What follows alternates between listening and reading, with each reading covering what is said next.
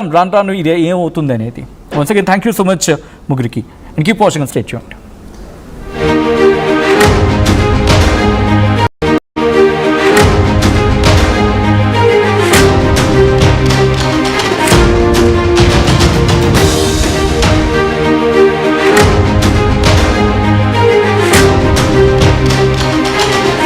సాధారణంగా బొద్దింకలు అంటే ఇంట్లో చిరాకుగా తిరుగుతూ ఉంటాయి. ఎలాగైనా వాటిని తెరమేయాలని చెప్పి అస్సలు ఎవ్వరూ ఒప్పుకునే ప్రసక్తి కనిపించదు. కానీ ఇప్పుడు కాక్రోచ్ అనే పేరుతో వచ్చిన పార్టీ మాత్రం దేశాన్ని ఇంకా ఇంకా ఇంకా ఇంకా తనలో కలుపుకునే ప్రయత్నం చేస్తూ ఉంది. దేశాన్ని ఇప్పుడు పట్టు కుదిపేస్తోంది Cockroach Janata Party. Cockroach Janata పార్టీకి జెన్ జీ నుంచి పెద్ద ఎత్తున మద్దతు లభిస్తూ ఉంది. పాలకులను వణికిస్తూ ఉంది కాక్రోచ్ జనతా పార్టీ. నిరుద్యోగులను బొద్దింకలుగా సంబోధించారు చీఫ్ జస్టిస్ అంటూ పెద్ద ఎత్తున వార్తలు వచ్చాయి. తన మాటలను వక్రీకరించారన్నారు చీఫ్ జస్టిస్ సూర్యకాంత్. ఆన్లైన్లో కాక్రోచ్ జనతా పార్టీ సృష్టించిన బీభత్సం ఇప్పుడు అంతా ఇంత కాదు. ఆన్లైన్లో కాక్రోచ్ జనతా పార్టీని సృష్టించారు అభిజిత్. బీజేపీ కాంగ్రెస్లకు మించిన ఫాలోయింగ్ ఇప్పుడు. ప్రస్తుతం సిజేపీ కాక్రోచ్ జనతా పార్టీ ఫాలోవర్ల సంఖ్య 20.4 మిలియన్లు. ఇన్ఫ్యాక్ట్ ఇప్పుడు నేను వార్త చదువుతున్నప్పుడు 21కి వెళ్ళిపోయింది. 21 మిలియన్ ఫాలోవర్స్. నమ్మగలరా? మే 16న ఆవిర్భవించింది సిజేపీ. ఆర్టిఫిషియల్ ఇంటెలిజెన్స్తో ఒక్క రాత్రిలో మేనిఫెస్టోని డిజైన్ చేసింది. కొందరు వాలంటీర్లుగా ఏకంగా బొద్దింకల దుస్తులు ధరిస్తూ ఉన్నారు. రోడ్లపై స్వచ్ఛందంగా క్లీన్ అప్ డ్రైవ్లు, నిరసనలు చేపడుతూ ఉన్నారు. అర్థం చేసుకోవచ్చు. ఇప్పటికీ ది ఓల్డెస్ట్ పార్టీగా చెప్పుకునే కాంగ్రెస్ పార్టీకి ఇన్స్టాలో అటు ఇటుగా 14 మిలియన్ ఫాలోవర్స్ ఉంటే భారతీయ జనతా పార్టీకి అటు ఇటుగా 9 మిలియన్ల ఫాలోవర్లు మాత్రమే ఉన్నారు. But cockroach Janata party, remember cockroach Janata party అని చెప్పి ఇప్పుడు కనిపిస్తున్నప్పుడు 21 మిలియన్లు అయినప్పటికీ కూడా ఆల్రెడీ మా పార్టీని లేకపోతే ఈ ఒక ప్రొఫైల్ని ఇన్స్టాలో బ్లాక్ చేశారు అనేది చాలా గట్టిగా వినిపించే మాట. అయినప్పటికీ ఇంకొక ప్రొఫైల్ వచ్చింది. లేటెస్ట్గా కాక్రోచ్ జనతా పార్టీ అనే ఒక ప్రొఫైల్ మీద 21 మిలియన్ల మంది ఫాలోవర్స్ ఉన్నారు. అభిజిత్ దీప్కే ఇప్పటికే బ్యాకప్ అకౌంట్ కూడా సిద్ధం చేసుకుని ఉంచుకున్నాడు. అండ్ ఎవరైనా కనుక పిటిషన్ దాఖలు చేయాలనుకుంటే దాని కింద అడ్రస్ కూడా ఇచ్చాడు, petition.cockroachjanataparty.org అని చెప్పి.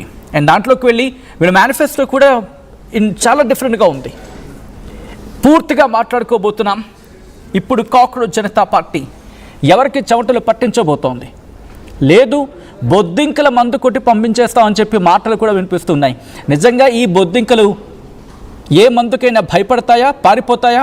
మీరు చూడొచ్చు, బొద్దింకల రాజ్యం సిద్ధం కాబోతుందా. ఇంట్లో బొద్దింకలు కనిపిస్తే తన్ని తరిమేస్తూ ఉంటాం. కానీ ఇప్పుడు దేశంలో బొద్దింకలే కావాలనుకుని జనాల సంఖ్య పెరుగుతూ ఉంది. ఏకంగా 21 మిలియన్ల మంది. 9 మిలియన్లు భారతీయ జనతా పార్టీకి ఉంటే అటు ఇటుగా ఏకంగా కాక్రోచ్ జనతా పార్టీకి 21, అంటే దాదాపుగా 3 వంతులు అనుకోవచ్చు. 2 వంతులు దాటి 3 వంతుల మధ్యలో. అండ్ కాంగ్రెస్ పార్టీ ఓల్డెస్ట్ పార్టీగా మాట్లాడుకుని కాంగ్రెస్ పార్టీకి 14 మిలియన్ల మంది ఉంటే ఇక్కడ 21 మిలియన్ల మంది. వాళ్ళంతా ఏళ్లలో సంపాదిస్తే ఇక్కడ వేలల్లో రోజుల్లో సంపాదించారు. కాబట్టి ఎవరికి ఇది టెన్షన్, ఎవరికి మేలు జరగబోతుంది, ఎవరికి కీడుతల పెట్టే అవకాశం ఉంది, ఏ పార్టీకి ముప్పు, ఏ పార్టీ అస్తిత్వానికి ప్రమాదం, డీటెయిల్గా మాట్లాడుకునే ప్రయత్నం చేద్దాం. ఇదే అంశానికి సంబంధించి పూర్తి సమాచారం అందించేందుకు మేము సిద్ధంగా ఉన్నాం. ఏం జరిగే అవకాశం ఉంది, సో ఈ అంశానికి సంబంధించి డీటెయిల్గా మాట్లాడుకునేందుకు ప్యానెల్లో జాయిన్ అవుతూ ఉన్నారు చరణ్ కౌశిక్, టీఎస్ఎల్డిఏ చైర్మన్, అలాగే హైకోర్టు న్యాయవాది, BJP official spokesperson Krishnakanth, అలాగే పొలిటికల్ అనలిస్ట్ కోటేశ్వరరావు గారు. ముగ్గురికి వెల్కమ్. ఫస్ట్ నేను కోటేశ్వర గారి దగ్గర వెళ్ళే ప్రయత్నం చేస్తాను, పొలిటికల్ వర్షన్ తీసుకునే ప్రయత్నం చేసినప్పుడు. కోటేశ్వర గారు, ఇక్కడ భారతీయ జనతా పార్టీ ఉంది అండ్ కాంగ్రెస్ రెండు ఉన్నాయి. ఇప్పుడు 2 పార్టీలకి అస్తిత్వ ప్రమాదం అనుకోవాలి ఈ కాంగ్రెస్ జనతా పార్టీతో. బచ్చన్ గారు, ఈ పరిణామంతో ఏదో పార్టీలకి అస్తిత్వానికి ప్రమాదం అని అంత పెద్ద మాట మనం వాడాల్సినటువంటి అవసరం లేదు. ఆ విధమైనటువంటి పరిణామం కూడా వెంటనే జరుగుతుందని నేనైతే అనుకోవట్లేదు. ఓకే, అయితే కాంగ్రెస్ పార్టీ కావచ్చు, బీజేపీ కావచ్చు, లేదా ప్రాంతీయ పార్టీలు కావచ్చు, ఏవైనా కానివ్వండి, అంటే సాంప్రదాయకంగా దశాబ్దాల తరబడి పాతుకుపోయినటువంటి పార్టీలన్నీ కూడా తమ వ్యూహాలు, ఎత్తుగడలు లేదా తమ యొక్క వాగ్దానాలు, వాటి అమలు పార్టీల ఫిరాయింపులు ఇట్లా ఏవైతే రాజకీయ రంగంలో అవాంఛనీయమైనటువంటి పోకడలుగా జనం భావిస్తున్నారో వాటన్నిటిని ఒకసారి చెక్ చేసుకుని మార్చుకోవాల్సినటువంటి అవసరం అయితే స్పష్టంగా ఉందనేది నా అభిప్రాయం. ఎందుకంటే ఈ సిజేపి ముందుకు తెచ్చినటువంటి అది ఇంకా సోషల్ మీడియా మూవ్మెంట్ గానే ఉంది తప్ప అది ఇంకా రాజకీయ పార్టీగా అది పరిణామం చెందిన ఆశ్చర్యం లేదు.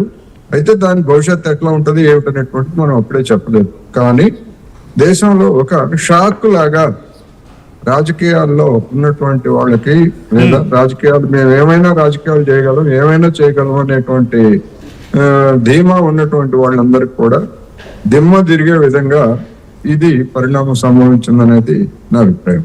రైట్ సార్, కంటిన్యూ చేద్దాం కోటేశ్వర గారు. ఎందుకంటే మంచి పాయింట్ ఇక్కడ మీరు రైజ్ చేయడం జరిగింది. అంటే ఇది అస్తిత్వ ప్రమాదం కాదు, ఒక అలర్ట్ లాంటిదని చెప్పి. కానీ ఇక్కడ సిజేపీని చూస్తూ ఉంటే బీజేపీకి మాత్రం చెమట పడుతూ ఉంది, భయపడుతూ ఉంది. అందుకే ఇక్కడ ప్రొఫైల్ని క్లోజ్ చేస్తున్నారనేది సోషల్ మీడియా వేదికగా చాలా గట్టిగా వినిపిస్తున్నమాట. సో నేరుగా let me go to BJP version తీసుకునే ప్రయత్నం చేస్తున్నాను. కృష్ణకాంత్, నిజంగా ఏంటి సిజేపీని చూసి బీజేపీకి భయం పట్టుకుందా? పుట్టిన దాదాపు రోజుల వ్యవధిలోనే పార్టీని తొక్కేసే ప్రయత్నం చేశారు, ఇన్స్టాగ్రామ్లో ఆపేసే ప్రయత్నం చేశారు. ఏంటి అంత భయం పట్టుకుందా బొద్దింకలు చూస్తే మీకు? సార్, ఫస్ట్ ఆఫ్ ఆల్ ఇది బీజేపీ భయపడింది లేకపోతే సీజేపీని ఏదో తొక్కడానికి ట్రై చేసింది, ఇదంతా చాలా హాస్యాస్పదంగా ఉంది మీరు అంటే. ఎందుకంటే ఫస్ట్ ఆఫ్ ఆల్ సీజేపీ అది అకౌంట్ విత్హెల్డ్ అయింది, వాళ్ళ యొక్క సోషల్ మీడియా ఎక్స్ ఏదైతే ఆ ట్విట్టర్ ఇదివరకు ఇప్పుడు ఎక్స్ అయిందో దాని యొక్క నార్మ్స్ని వాళ్ళు ఉల్లంఘించడం వల్ల అది విత్హెల్డ్ అయింది. దానికి మనకు సంబంధం లేదు, first and foremost thing. And most importantly ఇక్కడ ఇదొక పొలిటికల్ పార్టీ కింద అనవసరంగా పిక్చరైజ్ చేస్తున్నారు. It's not a political party. Most importantly ఇది ఒక ప్రొపగాండింగ్, ఒక ఫాల్స్ ప్రొపగాండా పెంపొందించే ఒక సోషల్ మీడియా అకౌంట్ అది. దాన్ని అసలు ఫస్ట్ ఇదంతా ఉదంతం ఎప్పుడు స్టార్ట్ అయింది? మన గౌరవనీయ హానరబుల్ సిజేఐ గారు సూర్యకాంత్ గారు ఒక కేసు విషయం పని మీద సుప్రీంకోర్టులో అంటే ఒక హైకోర్టులో సీనియర్ అడ్వకేట్ యొక్క డెసిగ్నేషన్కి గైడ్ లైన్స్ ఏంటి అన్న ఒక కేసు వచ్చింది సుప్రీంకోర్టులో. వచ్చిన ఆ కాంటెక్స్ట్లో అయినా చాలామంది యువత ఇవాళ రేపు ఖాళీగా కూర్చొని కాక్రోచెస్ లాగా పారాసైట్స్ లాగా ఇట్లా పనికొచ్చే పనులు చేయకుండా కొద్దిగా ప్రతి ఒక్కరు సోషల్ మీడియా ఆధారితంగా వాటి మీద గంటల సేపు చూసుకుంటూ దాంట్లో ఏదో ఇష్యూస్ మీద మాట్లాడతాము, ఆర్టీఐ యాక్టివిస్ట్లా చేస్తున్నారు. కానీ నిజంగా పని చేయండి అన్న ఉద్దేశంతో ఆయన మంచి ఉద్దేశంతో అన్నారు యాక్చువల్లీ. కానీ దాన్ని క్లియర్గా వక్రీకరిస్తూ క్లియర్గా కొన్ని పార్టీలు అపోజిషన్ పార్టీలు వాళ్ళందరూ వక్రీకరిస్తూ అండ్ ముఖ్యంగా ఈ సోకాల్డ్ ఈ అభిజిత్ డిప్కే ఎవరైతే ఒకప్పుడు ఆప్లో పనిచేస్తాడో, he is a director of communications in Aam Aadmi Party, clear it's confirmed అది. సో అందులో పనిచేసిన అతను ఇవాళ రోజు బయటకు వచ్చి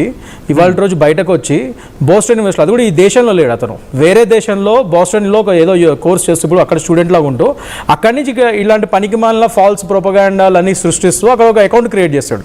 చేయడం వల్ల ఇప్పుడు అదేదో పెద్ద అందరూ దాన్ని ఫాలో అయిపోతున్నారు. అది ఇది ఫాలో అయిన వాళ్ళందరూ ఎవరు మీరు చూసుకుంటే నిజంగా కాక్రోచెస్ అని ఆయన ఉద్దేశం ఏంటి? లేజీ అండ్ అన్ఎంప్లాయిడ్ యూత్ అన్నట్టుగా ఆయన కొటేషన్ పెట్టి అదో ఒక క్రియేట్ చేస్తాడు ఒక ప్యారడీ అకౌంట్ లాగా.